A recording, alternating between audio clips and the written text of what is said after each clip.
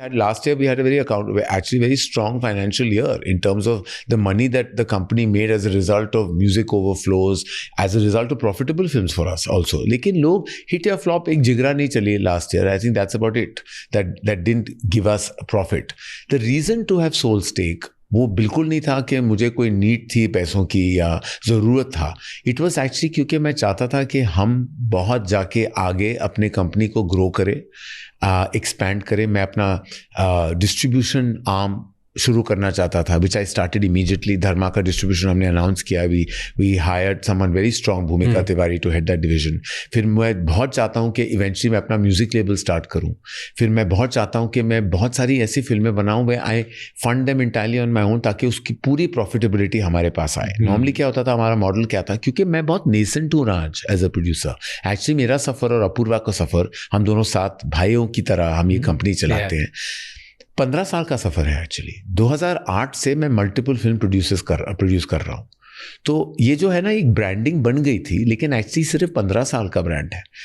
2008 to 2023 is when I produced multiple films and built Dharma Productions. खुद का brand पहले से शुरू हो गया था, बिकॉज कॉफ़ी विद करण 2004 में आई थी. अप टू दैट पॉइंट सिर्फ मैं एक फिल्म डायरेक्ट करता था, और एक 2008 में दोस्ताना, आई हेट लव स्टोरीज, कुर्बान, वेक अप सिड, ये सारी फिल्में शुरू हुई और यूटीवी के साथ मेरा पहला डील बना तब. उसके बाद फॉक्स स्टार के साथ एक लंबा स्लेट हमारा बना. उसके बाद धर्मा बिल्ड हुई. तो आई रियलाइज़ कि 15 साल में, इस 15 साल में मैंने जो बनाया, इसकी इक्विटी मुझे अभी लेवरेज करनी है, क्योंकि मैं अपनी कंपनी को और बढ़ाना चाहता हूँ. मैं ऐसी फिल्में बनाना चाहता हूँ जिसमें मुझे फंडिंग की ज़रूरत ना हो, मुझे एक्चुअली दूसरे स्टूडियोज़ के साथ कोलैबोरेट करने की ज़रूरत ना पड़े, दूसरे कोलैबोरेटर्स के साथ कोलैबोरेट करने की, ताकि पूरी प्रॉफिटेबिलिटी धर्मा प्रोडक्शन को आए. क्योंकि हमारे सबसे बड़े हिट्स जो रहे हैं, they will all have partners. Every big hit of Dharma production कोई ना कोई पार्टनर था हमारे साथ, क्योंकि मैं अपनी एबिलिटी पे उस फिल्म को फाइनेंस नहीं कर पाया था, क्योंकि वी वर न्यू. मैंने ये जो अभी लोग कहते हैं कि नेपोटिज्म है, ये है, वो मेरी हिस्ट्री नहीं जानते. मैंने अपने पिता से गुडविल इनहेरिट किया, बट पैसे कुछ थे नहीं. टिल कुछ होता है. पापा ने 5 फ्लॉप फिल्में दी थी उनके पहले. देव लाइन से थी. एक दुनिया में आई थी एक फिल्म, 83 दुनिया में रिलीज हुई थी. फिर 87 में मुकद्दर का फैसला फ्लॉप हुई. 1990 में अग्निपथ नहीं चली. 93 में गुमराह एवरेज टू बिलो एवरेज थी, ज़्यादा पैसे नहीं कमाए. और 98 में डुप्लीकेट मई में रिलीज हुई और फ्लॉप हुई. मेरी फिल्म 98 उसी साल में कुछ होता है रिलीज हुई. वहाँ से धर्मा प्रोडक्शंस की शुरुआत in a sense as a strong company हुई. What I had was my father's blessings and his belief in me और उनका ट्रिमेंडस गुडविल. वो बहुत लव्ड थे, बहुत ही लव्ड थे, पर सक्सेस नहीं पाया उन्होंने. आफ्टर 98 कुछ, फिर कभी खुशी, फिर कल हो ना हो, कभी अलविदा. बट तब फिर पापा पास्ट अवे इन 2004, जून 2004. उसके बाद मुझे एक्चुअली खुद ले जाना पड़ा, एंड अपूर्वा के बगैर मैं नहीं कर पाता. तो वो मेरी ज़िंदगी में आए. वो मेरे बेस्ट फ्रेंड थे स्कूल और कॉलेज के, and he left his entire life in London, and overnight Bijal and him moved back to Bombay. School का बेस्ट फ्रेंड, कॉलेज का बेस्ट फ्रेंड, और फिर टुडे पार्टनर इन क्राइम. तो हमारा अपना सफ़र रहा है. And then we started thinking कि क्या करें, क्योंकि ना मैं कुछ बिजनेस के बारे में जानता था. अभी भी मेरा बिजनेस एक्यूमेन 0 है. इंस्टिंक्ट स्ट्रांग है, एक्यूमेन 0 है. वो अपूर्वा सब बिजनेस संभालते, मैं क्रिएटिव. एंड तब से हमारा सफ़र till 23 when we both realized this is now time to leverage and grow. Okay. और हमारे बिजनेस में to grow organically would have been taken me another 5-7 years. I needed the fund to grow. And today I have to say I'm very happy with my partnership with Aadar. बहुत ही amazing इंसान है वो, amazing instincts है उनके, and I feel accountable. तो आज लोग बोलते हैं कि आप जब स्टेक बदल तो क्या आप more relaxed हो गए, और मैं अच्छी ज़्यादा हाइपर हो गया. क्योंकि मुझे लगता है कि now I am for the first time मेरी जिंदगी में मैं अकाउंटेबल हूँ. किसी और के पैसे हैं. मुझे सक्सेस पाना है, प्रॉफिटेबिलिटी इंक्रीज करनी है, अपनी कंपनी को प्रॉफिटेबल दिखाना है। और जिस साल के बारे में आप जिक्र कर रहे हो वो तो आया गया, वो तो हर साल ऊपर नीचे हाथ, बहुत लोगों का था, किसी का ऊपर है तो किसी का नीचे है, पर वो सालों का जो काम है, जो लेगेसी है, वो आप तो इरेज नहीं कर सकते एक साल की वजह से। और उसी साल में अगर ब्रेक डाउन करूँ, किल हमारी बहुत अप्रिशिएट हुई है, mister Mrs Mahi is a profitable film for us, bad news is a profitable film for us, आप प्रॉफिट्स देख लो। जिगरा is broken even, and right now we are on the verge of producing our first Punjabi film Akal, और उसके बाद केसरी 2 आ रही है और फिर धड़क 2 आ रही है। We are very excited, very bullish about the year. So there's no low point, nothing. Low point तो मैंने with God's grace, actually a destiny's grace, yeah, my father's blessings, low points जब आते भी हैं, वो फ्लॉप नहीं चली, तो मैंने ना सक्सेस को कभी सीरियसली लिया है और ना फेलियर को कभी मैं दिल पे लेता हूँ। I always feel कि एक्चुअली फेलियर जो है ना, वो एक फाइनल रिजल्ट होता है। Sometimes I like final results, चाहे वो बहुत बड़ी सक्सेस हो या बहुत बड़ी failure, okay, because they are results. Average जो है ना, मुझे एवरेज से बहुत परेशानी होती है, जो बीच में फंस जाती है, ना इधर की ना उधर की। ब्रेक इवन नहीं चाहिए, लॉस चाहिए, प्रॉफिट चाहिए, मुझे रिजल्ट चाहिए। अब मुझे बता दो जहाँ मैं गलत गया हूँ, मैं एक्नॉलेज करूंगा और वहाँ से कुछ सीख के जाऊंगा आगे। मुझे नहीं लगता कभी मैंने लाइफ में अपने सक्सेस को कभी सीरियसली लिया है, अपनी पोजीशन को, अपने ब्रांडिंग को या पावर को या as a director, as a film maker, कभी भी नहीं। I always feel nothing should go to your head, because success बहुत सीजनल चीज़ होती है। बहुत बचपन में मैंने गम के बारे में भी, दुख के बारे में भी एक पॉजिटिव अप्रोच हमेशा लिया था, क्योंकि गाना है हमारी फिल्म, एक फिल्म है दोस्ती नाम की फिल्म है, कि राही मनवा दुख की चिंता क्यों सताती है, दुख तो अपना साथी है, सुख है छाँव ढलती आती है जाती है, दुख तो अपना साथी है। तो अगर आप दुख और गम को एक पॉजिटिव अप्रोच के साथ लें और अपनाएं, कि अंडरस्टैंड कि ये तो अपना साथी है, खुशी आएगी जाएगी लेकिन ये तो हमेशा साथ रहेगी, तो इसको अपना लो। When you envelop and embrace your tragedy and sadness, then happiness is a beautiful breather. जब आए तो आप उसे एनवेलप कीजिए, एम्ब्रेस कीजिए, खुशी खुशी, लेकिन जब चले जाए तो उस बात का गम भी नहीं होना चाहिए। सिमिलरली विद फेलियर आई है, इसकी ये मतलब नहीं कि हर चीज़ फेल होगी, कल कुछ और सक्सेसफुल हो जाएगी। But tell me your lowest point in your life. My father's death. मैं बहुत मैं 31 years old का था, 31-32। बहुत एक्टिव थे वो, एब्सोल्युटली हेल्दी। कैंसर हो गया था उन्हें, 4th stage कैंसर। जब हमने डायग्नोस किया, जब हमें पता चला हमें पता चला कि has a tumour in his oesophagus, और फिर वो स्प्रेड होने लग गया। तो from time of diagnosis to time of death 10 महीने का सफ़र था। August 2, 2003 मुझे पता चला कि उन्हें कैंसर है, और June 26, 2004 ही पास्ट हुए। तो अगर आप 3 लोगों का जो यूनिट है और 1/3 का हिस्सा आपका चला जाता है, तो वो वैक्यूम को भरना बहुत मुश्किल हो जाता है। So what did you feel at that point? At that time I felt I had to be strong for my mother. I felt कि अगर मैं टूट जाऊं, बिखर जाऊं, तो मम्मी का क्या होगा? My mother was 62 as well at that time. She was relatively young for this big loss. Age gap wide था between my parents, 10 साल का age gap था। It was very tough for me to be tough, but I had to be.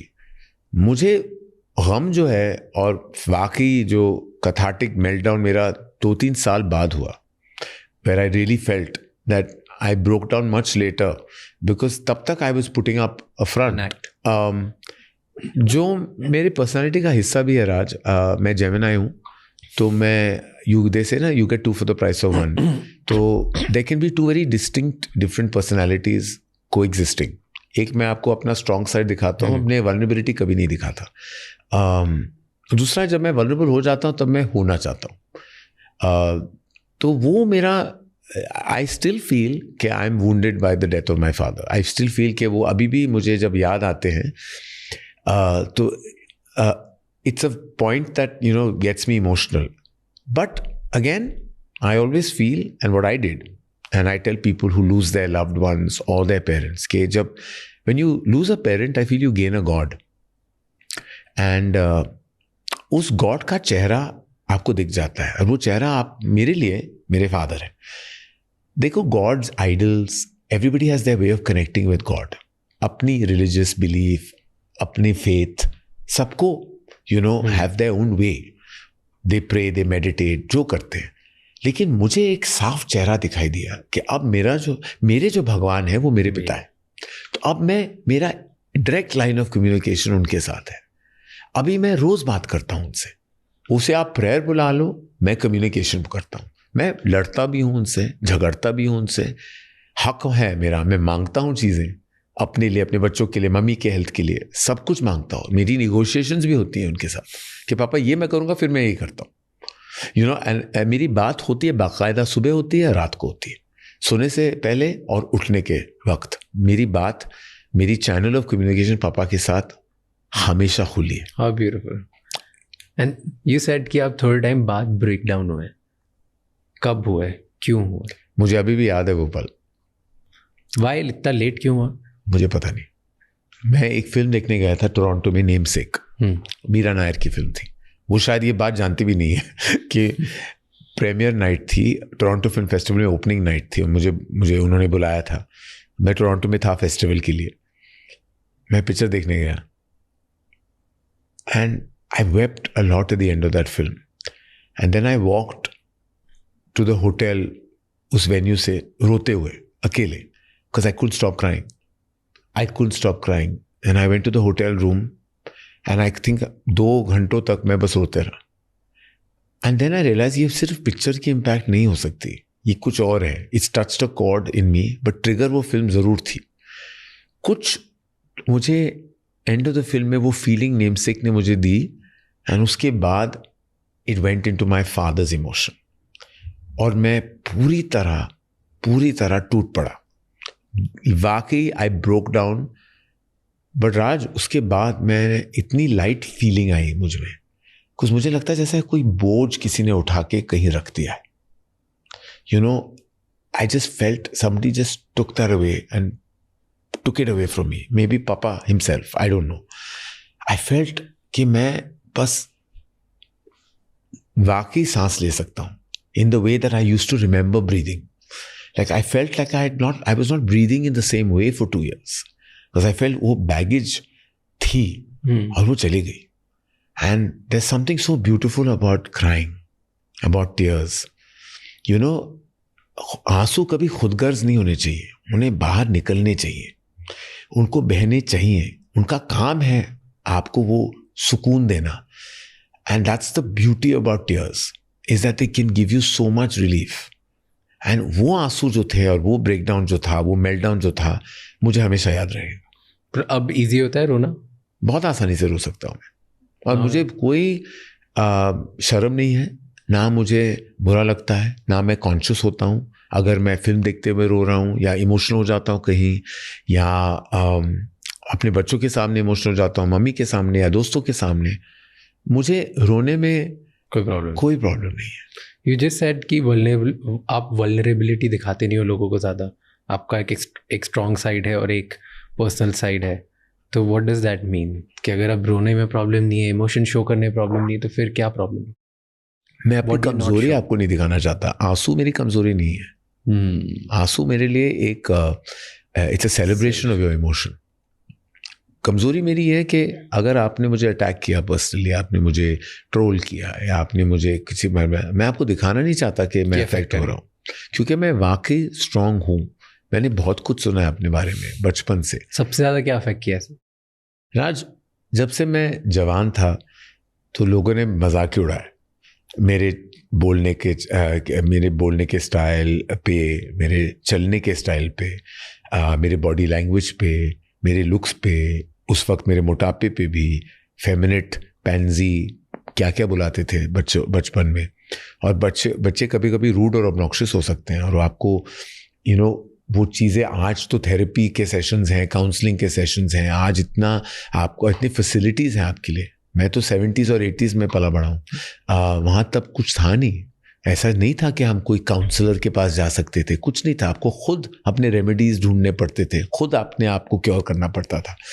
तो बचपन से सुनते आ रहा हूँ कि मैं अलग था, दूसरे लड़कों से अलग था, और मुझे दूसरे बच्चे मुझे ये बात का एहसास रोज़ दिलाते थे, यू नो। पर कभी मम्मी पापा ने इस बात का एहसास मुझे नहीं दिलाया। कभी मुझे पापा ने नहीं कहा कि अरे तुम ऐसे क्यों चल रहे हो, तुम ऐसे क्यों बोल रहे हो, तुम क्यों इन गानों पे नाच रहे हो अपने कमरे में। वो तो सेलिब्रेट करते थे मुझे, वो आते थे, आओ मेरे दोस्तों को भी दिखाओ जिस तरह तुम आज डफली वाले पे नाच करते थे, सबको दिखाओ। He was proud of everything I did, he never ever questioned anything. जब मैं कॉलेज गया, आई डिड कि यार आप तो कुछ और बोलते हो, बाहर दुनिया मेरा मजाक उड़ाती है। I didn't ask him, but I used to always wonder, but I think वो मेरा सेफ स्पेस था, तो I feel that's what made me closer to him, and he loved me and he loved everything about me. उनको लगता था, जब मैं बहुत प्लस साइज का भी था, जो उस दौर में मोटा बुलाते थे या पता नहीं क्या क्या कहते थे, वो बुलाते थे करण बेटा कोई प्रॉब्लम नहीं, पप्पी फैट है चला जाएगा, you know. He never ever said. जब मैं 18 साल का था and I lost a little weight at that time, conscious हुआ करता था उस दौर में, तो ही सेड यू नो देखो इतने हैंडसम लग रहे हो, तुम्हें तो हीरो बनना चाहिए। और मैं अपने दिली दिल में जानता था ये तो बस ऐसे ही कह रहे हैं, मुझ में कोई हीरो वाली बात नहीं है। और मुझे मम्मी ने भी बोल दिया था कि बेटा ये जो भी बोले तुझे समझ लेना चाहिए कि हीरो तो तू नहीं बन पाएगा, तू कुछ और कर ले, यू नो। पिक्चरों में तो वो चाहते ही नहीं थे कि मैं जाए, तो but I always combated the world and what they thought of me. मैं अभी भी, मुझे याद है, मैं एक पब्लिक स्पीकिंग क्लास गया था, और वहाँ जो मुझे सिखा रहे थे उन्होंने मुझे यू नो क्लास के बाद रोका और कहा कि यू नो मैं वो उनकी पत्नी चलाते थे क्लास, उन्होंने दोनों कहा कि आप ना दुनिया में बहुत समाज में आपको प्रॉब्लम होगा, क्योंकि आपकी जो आवाज़ है वो लड़कियों जैसी है, तो उसमें आप बैरिटोन लाओ, तो उसके लिए हम कुछ वॉइस एक्सरसाइजेस आपको देंगे। तो 2 साल तक मैं गया वो क्लास करने, ताकि मैं अपनी आवाज़ में बैरिटोन ले आऊँ, so that I could sound like a man, sound like a boy. मैं गया, 2 साल वो क्लासेस मैंने किए, 2-3 साल तक चले। पापा को मैं बोलता रहा मैं कंप्यूटर क्लास में जा रहा हूँ, क्योंकि मुझे बहुत I was very shy to tell him कि मैं एक्चुअली ये करने जा रहा हूँ। शर्म आ रही थी मुझे। तो 3 साल के बाद मेरी आवाज़ में बैरिटोन आ गई, बोलने। They not only did they teach me baritone, they also taught me कैसे वॉक करते हैं, you know, how do become more masculine. Today मैं कभी ये एडवाइस किसी को ना दूँ। मैं बोल दूँ कि बी योर सेल्फ। अगर आप ऐसे चल रहे हो तो चलो, आप ऐसे बोल रहे हो तो बोलो, आप अपने आप को मत बदलो, किसी के लिए नहीं। तो वो वक्त अलग था राज, वो समाज अलग था, और हमारी सोच अलग थी। वहाँ किसी ने मेरा हाथ पकड़ के मुझे नहीं कहा कि Karan you are good the way you are, किसी ने नहीं कहा। वो तो उल्टा मुझे बोल रहे थे कि प्लीज़ ये सीख लो, वरना तुम नहीं फेस कर पाओगे लोगों को, तुम्हें लोग एक्सेप्ट नहीं करेंगे। तो मैंने ये बाकायदा ये 3 साल तक ये क्लासेस की, चलने के, बोलने के। उसके बाद कंप्यूटर आया ऑफिस में, तो पापा ने सोचा कि 3 साल तो ये कंप्यूटर क्लास कर रहा है, तो इसको तो कुछ तो आता होगा कंप्यूटर के बारे में। उन्होंने कहा करण ये है कंप्यूटर, अभी चलाओ। और मैं देख रहा हूँ ये पता नहीं एलियन सी चीज़ पड़ी है। मैं लाइफ में मैंने तो कोई कंप्यूटर क्लास में नहीं गया, मैं तो वॉइस ट्रेनिंग के लिए गया था, मैं तो वॉकिंग के लिए गया था, टॉकिंग के लिए गया था, कंप्यूटर के लिए बिल्कुल नहीं गया था। ऐसे पापा मुझे नहीं पता। तो इसे 3 साल तो तुम क्या कर रहे थे? सो आई सेड वो अलग था, मैंने कुछ ऐसी एक्सक्यूज बना दी। तो आई वाज सो ये क्या मैं क्या करूँ इस कंप्यूटर के साथ। सो इट वाज हर चीज़ में ना I somehow I like to see the humour in everything also, because I feel के हर चीज़ आप इतने ट्रैजिकली नहीं ले सकते। मैं अपने आप पे भी कभी हंसता हूँ कि मैं I have an out of body experience. जब मैं अपने आप को देखता हूँ तुम कर क्या रहे हो, मुझे अपने आप से भी अम्यूजमेंट होती है। बट वो तो आप होगा ना, पहले तो डिफिकल्टीज होती होगी। हाँ, लेकिन उसके बाद कुछ लोग ऐसे आए जिंदगी में who gave me that confidence. Aditya Chopra पहले क्या उन्होंने इस बात का एहसास दिलाया कि तुम फिल्म मेकर हो। मैं तो बनना ही नहीं चाहता था, मैं तो कुछ और, मैं तो फैशन डिज़ाइनिंग करना चाहता था, कॉस्ट्यूम डिज़ाइनिंग करना चाहता था, पता नहीं क्या क्या करना चाहता था। He said no you are a film maker. फिर शाहरुख ने मुझे उस सेट पे कहा कि अगर तुम पिक्चर बनाओगे मैं पहली फिल्म करूँगा। और when he followed it up, तो लोगों ने मुझे बहुत वो प्रोत्साहन दी और बहुत वो इनकरेजमेंट दी। मैं हमेशा कहता हूँ कि मैं इस इंडस्ट्री का हिस्सा सिर्फ इन 2 इंसानों की वजह से हूँ, आदित्य चोपड़ा और शाहरुख खान। आदित्य चोपड़ा पहले क्योंकि उन्होंने मुझ में एक निर्देशक देखा, और शाहरुख क्योंकि उनमें फेथ, मुझ में फेथ रखी कि मैं अपनी पहली फिल्म उनके साथ बनाऊं। वो स्टार थे, बहुत बड़े सुपरस्टार थे।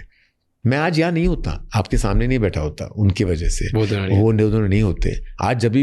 जब मैं नेशनल अवार्ड जीत चुका हूँ. लास्ट ईयर मैंने नेशनल, जब आप कह रहे थे साल बुरा था, तो मैं नेशनल अवार्ड मैंने जीता था for Brahmastra. And when I won the Padma Shri before that, दोनों मोमेंट्स में the first thank you I actually in my heart always give to both of them, because whatever achievement today is only because of them. You spoke about कि बच्चे मजाक उड़ाते थे आपके मोटापे के बारे में, कि वो फैट बॉडी. ये अभी बॉदर करता था कुछ सालों तक? नहीं, अभी कहाँ बॉदर करता है. अभी क्या है? तो now you have just insanely reduced. No, wait, this is wild. ये जो the transformation is crazy. I saw you last time 2 years ago एक इवेंट पे, मेरे जस्ट पीछे थे आप एक इवेंट में. तो I just saw you for like may be 2-3 minutes. तब में और अभी में बहुत डिफरेंस है. लाइक 2.5 years में बहुत डिफरेंस है. तो I have always been battling the bulge. मेरे कुछ 1000 डाइट्स किए हैं, 500 वर्कआउट किए हैं, हर किस्म का जो भी डाइट, वर्कआउट रूटीन, सब कुछ कोशिश की थी. I have been combating it. अभी सालों बाद when I did my blood works and found out that these are the issues I've had in my thyroid or whatever else that I had to correct, and I've been correcting it. तो अभी मैं, लोग पूछते हैं क्या तुम Olympic पे हो, तुम मुंजारो पे हो, ये होगा. मैं थक चुका हूँ लोगों बोलने कि आपको मेरी सच्चाई आप नहीं जानते. तो मैं आपको सच बोलना भी नहीं चाहता, क्योंकि वो बहुत लंबी सच है, बहुत लंबी कहानी. कि मैं खुद जानता हूँ कि I am very healthy. I never felt lighter, I never felt better, I have never ever felt more confident in my skin. It gives me nothing but joy.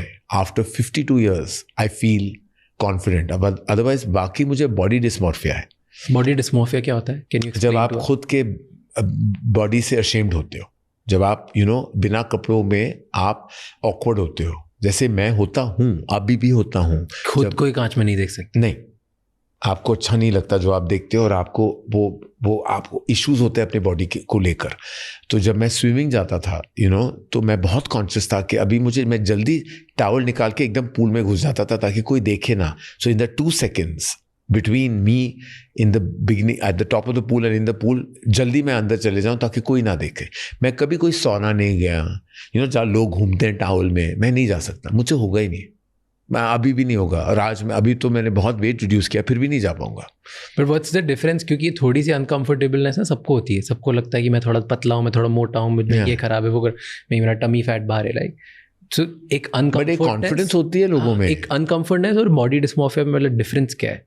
क्योंकि सबको थोड़ा थोड़ा होता है. बॉडी डिस्मॉर्फिया लोग कुछ नहीं है कि आपको डिस्कम्फर्ट है, आप थोड़े मोटे लग रहे हो, लेकिन आपको घिन नहीं आती अपनी बॉडी को देखकर. मुझे घिन आती है, मैं देख भी नहीं सकता. मैं अपने आप को देख ही नहीं सकता बिना कपड़ों के. मैं जब देखता हूं तो मुझे बस अपना, अभी थोड़ा बेटर है क्योंकि बॉडी बेटर है, लेकिन जब नहीं थी तो मुझे बस देखना ही नहीं था. इसका ट्रीटमेंट क्या है? वो आई सपोज लोग थेरेपी करते हैं इसके लिए. आई थिंक लोग शायद डिस्कस करते हैं ओपनली, लेकिन इसका ट्रीटमेंट मैं जानता नहीं, क्योंकि मैंने कभी अपने आप को ट्रीट नहीं किया. वो तो कंटिन्यूसली होता था मेरे साथ. और मैं हमेशा, फिर क्या होता है कि मैं उतना भी ओबीस नहीं था जितना मैं अपने मन में मैंने अपने आप को कह दिया था. तो ओवरसाइज कपड़े आप पहनोगे, ढकने के वेरियस मैकेनिज्म्स होते हैं. जिस तरह के कपड़े मैं पहनता था, मुझे फैशन अच्छा लगता तो ओवरसाइज क्लोथ्स पहनता था मैं. कभी कुछ टाइट लाइफ में मैं नहीं पहनूंगा, जहाँ से कोई. और आज फिर भी थोड़ी कोशिश कर सकता हूँ, लेकिन तब तो सालों तक मैंने नहीं किया. तो you keep hiding your body because you are ashamed of it, and और उसके इमोशनल रेपरकशंस भी होते हैं. क्या? बिकॉज फिर आप जब एक रिश्ते में भी आप जाना चाहते हो तो उस रिश्ते से भी आप डरते हो क्योंकि you feel you will be judged by your body. क्योंकि रिश्तों में भी there is intimacy, and intimacy involves body, and body involves your relationship with your body. जब आप कैसे कोई रिलेशनशिप किसी और के साथ बना सकते हो जब आपकी अपनी रिलेशनशिप अपने जिस्म के साथ ठीक नहीं है? So there are lot of emotional issues. तो लोग जब ट्रोल करते हैं ना, तो या लोग होते हैं, उनको खुद क्या पता कि हम अपनी गलियों से गुजर रहे हैं, अपने गमों से हम लड़ रहे हैं. तो वो तो बोलने दो उनको. तो वो तो सालों पहले मैंने एक्चुअली उस ट्रोलिंग को भी एम्ब्रेस कर लिया.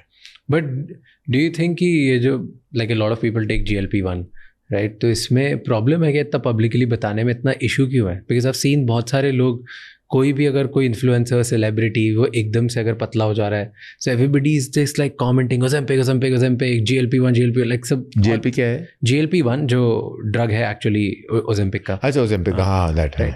तो सब लोग इंग्रेडिएंट है, हाँ जो मेन वो ड्रग, तो लोग ओजेम्पिक कमेंट करते जा रहे हैं एंड देन लोग डिफ्लेक्ट कर रहे हैं. And I have seen few people जिन्होंने लिया है वो डिनाई करते हैं, जिन्होंने नहीं लिया है वो भी डिलीट करते हैं. आई एम लाइक ऐसा अनकंफर्टेबल क्यों है? व्हाई डू यू थिंक हमारे इमोशनल मैथमेटिक्स मेरी लाइफ में अगर आप कर लो, मैं सिंगल पेरेंट हूँ, मेरे 2 बच्चे हैं, सब जानते हैं, मैंने छुपाया तो नहीं ना.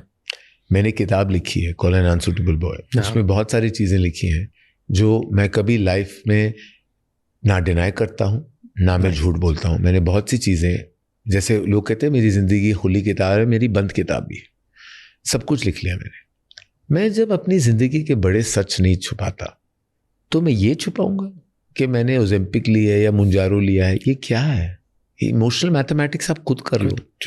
क्या मैं क्यों छुपाऊंगा ये? मैं तो डंके की चोट पे बोल दूंगा कि हाँ मैंने लिया है और मेरे लिए अच्छा है, आप भी ले लो. शायद ओजेम्पिक मुझे ब्रांड एम्बेसडर साइन कर ले. मैं तो उस दौर से भी ले लूंगा कि शायद आई कैन मोनेटाइज दिस. मैं क्यों ना, मैं अंदर से I will try and leverage that if I had to.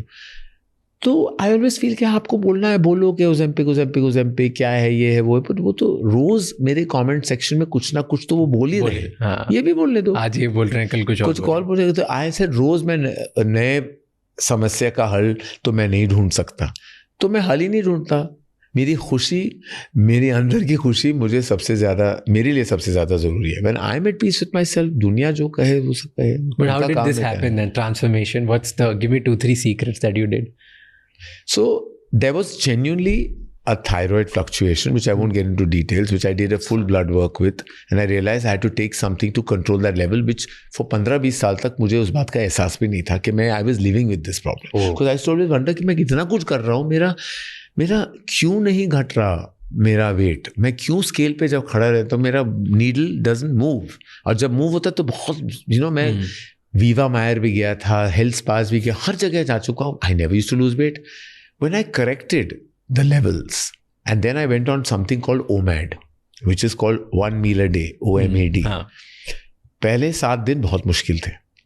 Then I became, for 7 months I did OMAD, 1 meal a day. I ate 1 meal. शाम को 8 या 8:30 बजे रात को मैं खाता था. उसमें उस मील में मैं बिना लैक्टोज के, बिना ग्लूटेन के और बिना शक्कर के. I did this for 6-7 months at a stretch. Rigorously, relentlessly. उसके बाद I kept up no gluten, no sugar and no lactose.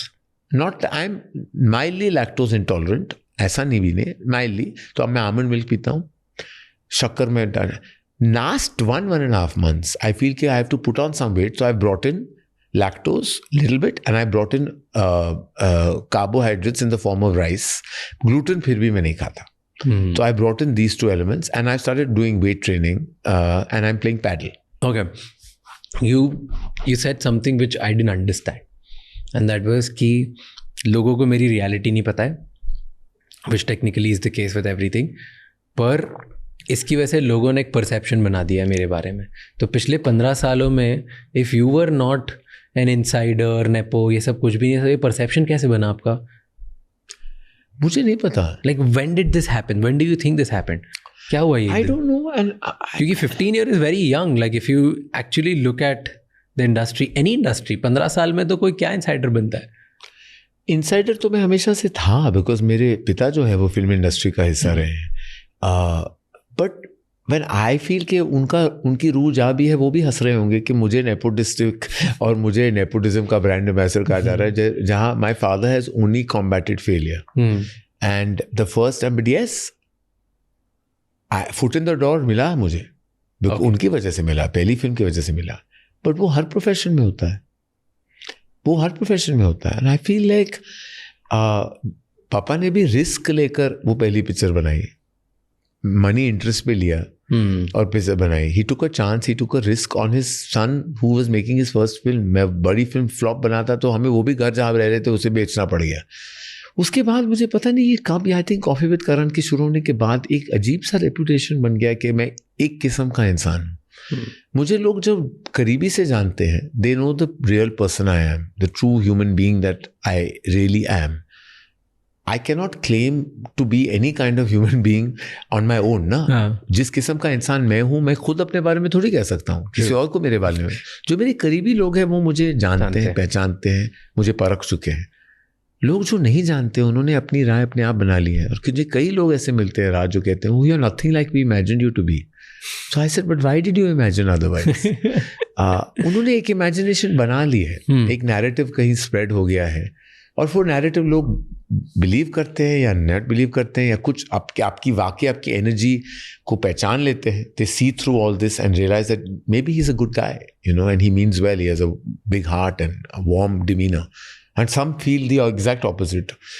मैं सबको तो जाके नहीं बोल सकता हूँ कि मैं किस किस्म का इंसान हूँ, और ना मैं किसी कैरेक्टर सर्टिफिकेट की डिमांड कर रहा हूँ.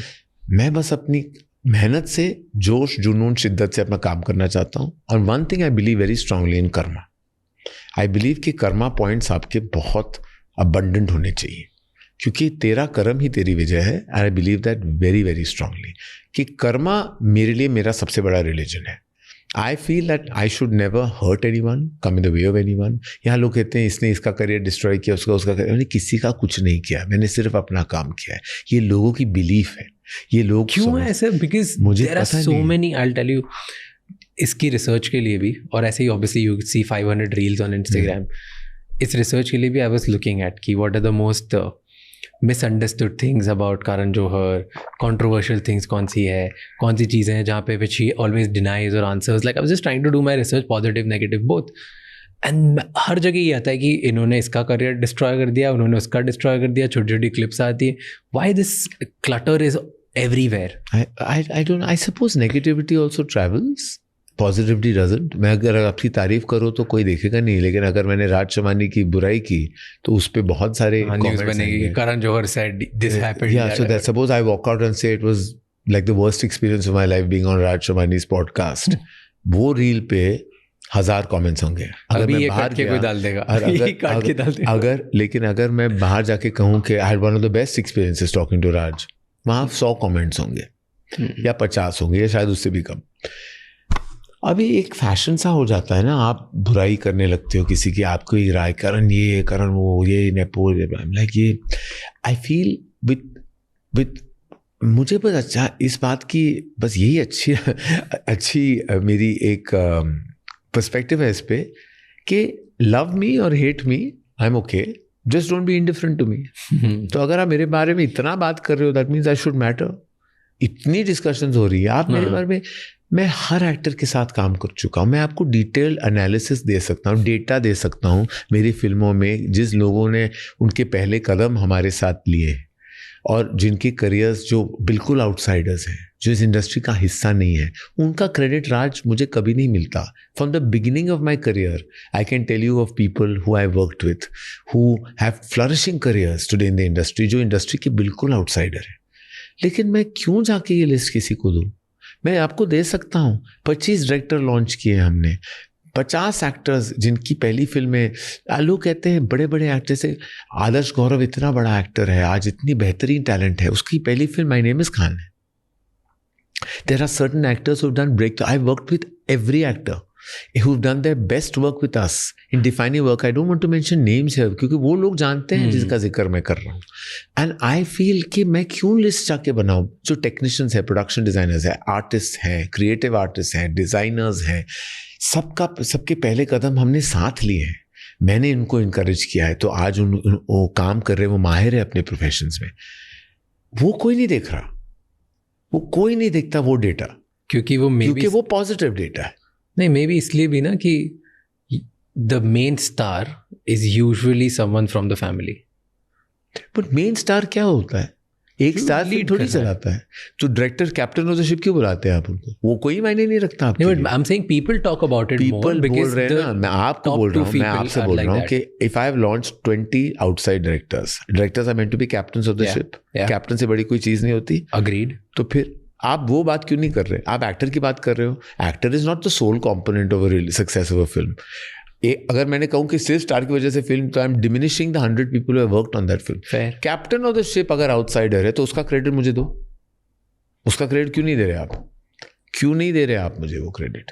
आप मेरे अगर क्रेडिट आप छीन रहे हो मुझसे बिकॉज एक नेपो किड को लॉन्च किया गया है, तो वो 50 लोग जो सेट पे आउटसाइडर्स हैं, जिनकी वजह से जिनके काम करने से उनको सुकून मिलता है, उनकी पैशन पूरी होती है, कि शायद उनका घर चलता है, उसका क्रेडिट आप मुझे नहीं दोगे। असिस्टेंट है, और आलिया को मैं मिला था वाया समबडी, लेकिन सिद्धार्थ मल्होत्रा भी तो स्टार था उस फिल्म में, उसके बारे में आप डिस्कस क्यों नहीं कर रहे? इसी साल में आप किसी और की बात स्टार लॉन्च करोगे, कि आप अगर जानवी और सारा अनन्या की बात करोगे, तो लक्ष्य लालवानी का लॉन्च हुआ है किल में, 52 crore rupee film was made on a film entirely on his shoulders.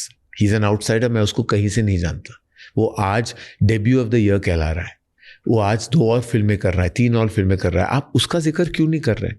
आप मुझे, जब उसने आईफा के अवार्ड अभी वो जीत के आया है, पिंक विला का अवार्ड जीत के आया है, he is going to win award this year, he is getting work.